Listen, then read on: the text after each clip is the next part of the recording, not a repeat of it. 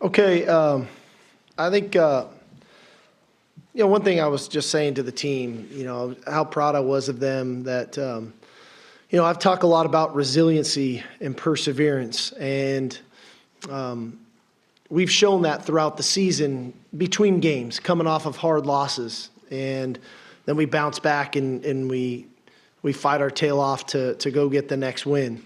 But this was one game in particular where we showed a great deal of resiliency in game.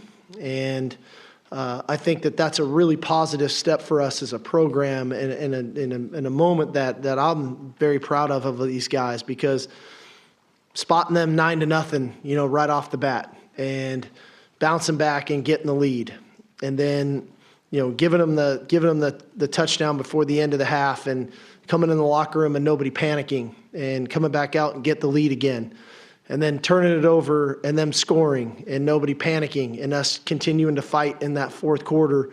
I think in all three phases, I thought defensively we really settled in, especially in the second half.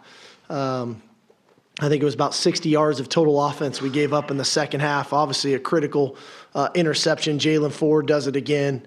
I hope he gets the notoriety from you guys, and some of these postseason awards. He deserves it. And then offensively, clearly the run game was the run game again. And, unbelievable performance in the second half by Bijan. Great combo there with Roschon doing his thing and an incredible touchdown run. But a lot of that starts up front with the offensive line and what they were able to do of kind of taking care of the line of scrimmage. Not to harp on the negative, we got to protect the quarterback better than we did in the game. To be a complete, balanced football team, we weren't able to do that. And then obviously the two turnovers were tough. But in the end, the story of this game is about resiliency and continuing to fight the right way. And just proud of the guys. Raise your hand if you have a question. We'll get a mic to you. Start up in the middle with Kirk. Steve, 2 weeks ago you lost to TCU in this field, and everybody was really despondent. Now you've won 2 straight. We go 8-4. What did you say is the most discernible progress you've seen in this season? Coming out of the TCU game was our inability to run the football. Clearly was something that stood out, and what we've been able to do the last 2 weeks on the ground, I think, has been impressive. I think a lot of people got challenged, myself included, coaches included, players included, runners included, and I think that everyone really responded and have put forth the work and the effort to run the football. I think that's been a huge component. I think the second component is, when you have a loss like that, I think the leadership of our team really showed. So if you really want to talk about just improvement from maybe a year ago to where we are now, we talk a lot about player-led, but I really feel like the leaders on this team stood tall, and they didn't waver. Even after that tough loss, their heads were high, their chests were out, they went back to work, and that's what good teams do. And I thought that they did that these past 2 weeks, and we played some really good football over the past 2 weeks in all three phases. So I'm proud of them. To your left, Bob. Just how do you put into words what Bijan and Roschon mean to this program now that they're through another regular season and just everything? Yeah, the physical part is easy, because of the physical ability, their ability to make plays at critical moments. Earn the hard yards. They play on special teams. Bijan would start on special teams if we let him. We don't let him. But Rowe, he's gets injured last week, fights back this week. Incredible hurdle. That should be on every highlight reel tonight. But bigger than that is who they are off the field. Last year we lost a tough game at home against Kansas, and we were in the locker room, and Roschon wanted to address the team. And I thought about that tonight, late in the game in the fourth quarter, about that moment of where we've come as a program from that point. And not all of them wins, I recognize that, but where we've grown as a program. So today, after this game, I let Roschon address the team.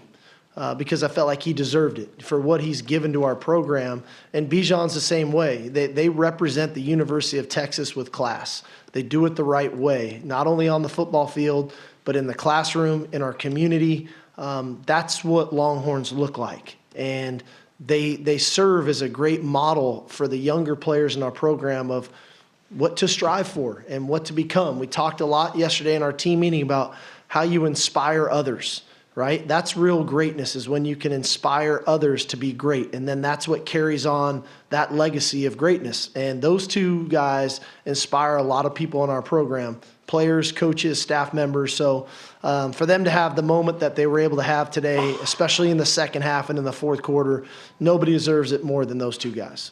Middle, center. Hey, Steve, you ran it like 22 times in the final quarter. That snapshot of those two running the football, what message did that send to the younger guys? Because those are what real college football players are like. Yeah, I think that in the end, that's a great room, and hey, I wouldn't have wavered if Keelan was in there running it, I mean, he's a great competitor. Rowe got a little nicked up. We put Jonathan Brooks in there. He has a great block for Bijan when he's in the game. So the room is very talented, and Jaden Blue. But in the end, it's like that's how you build a program, is that the veteran players show the younger players how to do it. And then there's a standard in place for what the expectation is of you when it's your opportunity. And they've set a high standard. They set a high bar. And it's not all about the physical ability. It's about the way they play the game. And again, I think we have guys in that room that will rise to the challenge to play that standard of football, of running the ball the way we want to run it. They're more than capable of doing it, and I think that they have the heart and the desire to do it as well. Stay in the middle, Danny. I'm Steve. First, is there an update on Cole? He's going to get checked out, MRI and all that today. So we'll see. It was a lower leg deal. We'll see what the significance of it is. And then schematically, in that fourth quarter run, was that you just feeling comfortable with Bijan and Roshan, what they're doing, or did you just not feel comfortable calling pass plays after? No, it was more about what we were doing good. I'm mad at myself for the one sack fumble we got. It's like there were things I thought we could do down the field. But we just didn't protect great today, So as good as we were in one aspect of the game, we were not great in the other. And then it was, okay, let's go do what we need to do. If you guys noticed, there was very minimal motion going on. We literally just lined up. For whatever reason, we were a little jittery at the line of scrimmage today. And we like to motion and do different things to create advantageous looks, but it wasn't an advantage for us today. We were jumping off sides. We were antsy. So it was like, okay, let's line up in a formation we're comfortable in, and let's go run plays that we literally installed on day one of training camp. And ultimately, we operated them the best tonight. On your left, Jeff. Sorry, I think he held Baylor to a season low for, I don't know if this is on. That's okay. I can hear you. For rushing yards and total yards. Considering where you were on that side of the ball this time a year ago, can you quantify or put into words just how far things have come on defense, especially the way they've gone the last few games? Yeah, so proud of those guys. Proud of our defensive coaches and proud of our players, that it's not easy, when you have to sit around all offseason and hear about how poor you are, how not good you are, or, you're the weak link, or whatever people want to say, or should we make a change, and should we do all these different things? And in the end, I think that shows a really good sign of maturity. I think it shows a lot of resiliency. I think it shows that, we've got really good coaches that work at their craft. I think we've got a lot of players that believe in what we're doing and that have gained that confidence. And, a year ago, this game might have went a different direction if we hadn't been playing the style and defense that we're starting to play now. And ultimately, we got that critical turnover that we were looking for. It's tough when teams just go for it on fourth down, when you're just defending 4 plays a series. I think the one drive, they might have went for it on fourth down, might have been 3 times in one drive. Maybe I'm wrong, but it felt like it was 2 for sure. So that stuff's tough, but you got to keep hanging in there. And in the end, hey, we were able to start winning on first down, which we knew was important in this game. You had to win first down, which meant against Baylor, you got to stop the run. I thought we, outside of the long touchdown pass we gave up with a blown coverage, we really minimized the explosive play. And we just kept fighting along, and we started to get a little bit more pressure on the quarterback, and we tackled pretty well. And I thought it also helped with us running the ball the way we were, that our guys had a little bit more fresh on the field. So we started playing better complementary football too. But hey, from a year ago to where we are now, that group has come a long way, and I'm proud of them. I'm proud of our coaches because, like I said, it's not easy to hear how you're not any good at what you do. Well, these guys have been doing it a long time. We got pretty good coaches around here, and the players bought into them, and ultimately we're really getting the results that we strive for. All right, go ahead, Onward. Coach, kind of playing off what you just said, regardless of what happens tomorrow night, would you still categorize this season as a success? And if you would categorize that success, what would be the things that you would identify were the successful things that occurred? Yeah, no, I would. We obviously made progress as a program. I think that, it's easy to quantify the season with victories and losses. Clearly, 8-4 is a heck of a lot better than 5-7. But I think the style of play is really starting to come to fruition. I think we're playing a physical brand of football. I think our effort, the way the guys play in all three phases is pretty evident. I think we're playing much better at the line of scrimmage on both sides of the ball. I look back at a couple of our losses and think, it's literally, you could pick one play from each game and drastically different from a numbers output from a record standpoint. So I try not to just look at that. I look at the way we're playing the game. And I think as much or more than anything that we've made huge strides in is our culture. We really play well together. We hang together, we fight together, we win together, and we lose together. And that was something I don't know if I could say wholeheartedly a year ago, but I can definitely say it now. We've got a very tight-knit team that loves one another, but that took a lot of time and a lot of effort and a lot of work, and I commend our players for buying into that idea of that we're building a real culture here, and I think we're reaping the benefits of it.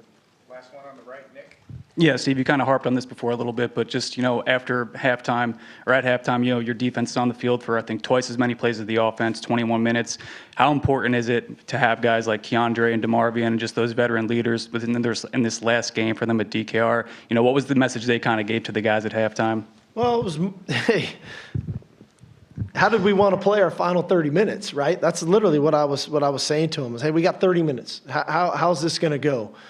Because we were, to use a boxing analogy, we were up against the ropes and we were having a hard time getting off the ropes. And so we needed to start to fight our way out, and we needed to start playing our style of football. Part of that was controlling the ball a little more offensively and not playing so many plays defensively like we were. I mean, we just couldn't.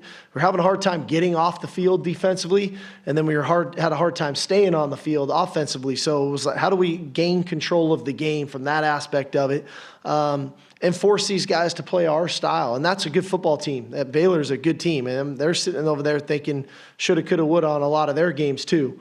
But in the end, what we said all along, man, I wanted our seniors to have a special memory their last time at DKR, and they deserved it. They've been through enough here that hopefully they're going to look back on this one and be proud that they were part of this football team this year.